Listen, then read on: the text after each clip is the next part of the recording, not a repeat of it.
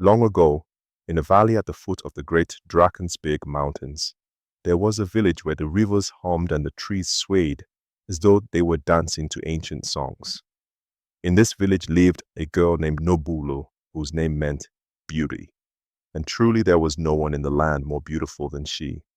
Her skin shone like river-polished stone, her eyes sparkled like stars after rain, and her laughter carried through the air like birdsong at dawn.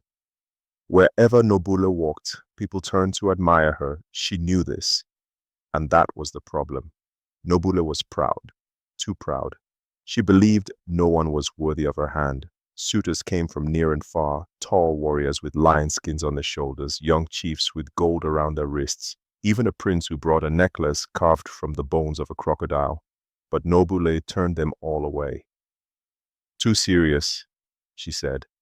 Too loud, she scoffed. Too boring, she whispered behind closed doors. She laughed as she told her friends, I will only marry someone as wild and free as the wind.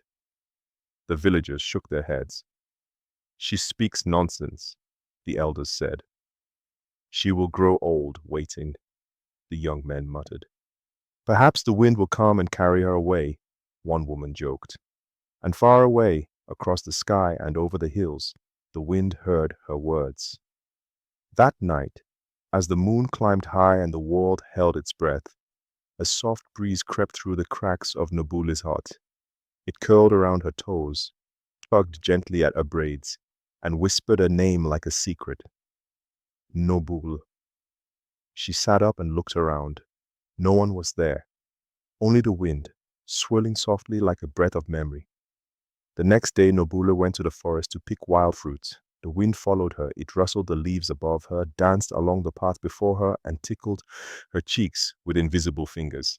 She laughed, not knowing why. That night, the wind returned, stronger, more sure of itself. I have come, it said, in a voice that seemed to rise from the stones, the grass, and the air itself. Nobuhle blinked. Come. Who are you? I am the one you asked for, the one as wild and free as no man can be. She trembled. You are the wind? I am. The wind could not be seen, but it could be felt. When it spoke, the stars seemed to lean closer to listen. Come with me, it whispered. Be my bride, and I will show you the sky, the rivers, and the world beyond the mountains.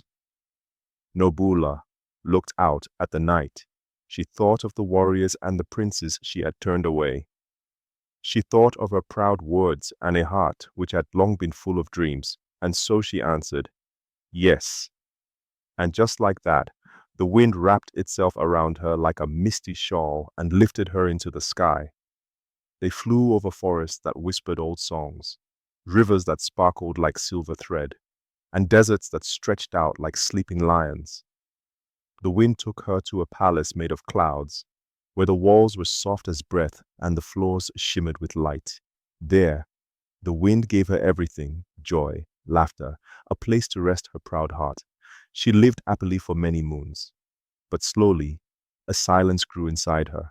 One day, Nobuhle stood at the edge of the cloud palace and looked down at the earth far below. She saw the fields, the rivers, and the huts of her people. I miss the ground beneath my feet, she said softly. I miss my village. I miss being seen. The wind heard her. It circled her gently like a sigh. If you wish, I can take you back. And so the wind returned her, not with anger, not with sorrow, but with grace. It laid her gently beside the same fruit tree where she once picked berries. The same wind that had carried her away now brushed her cheeks with kindness. Nobuhle walked back into her village. The people gasped and gathered around her. Where have you been? They cried. What magic has returned you to us? She only smiled and said, I married the wind. From that day on, she was changed, still beautiful, yes, but softer, wiser. Her pride had floated away like leaves in the breeze. And sometimes, late at night, when the wind blew through the village and the stars danced above the huts, the elders would whisper, he still visits her. And the young girls, they no longer asked for princes with gold or warriors with muscles. They asked for something gentler, something wild, something free.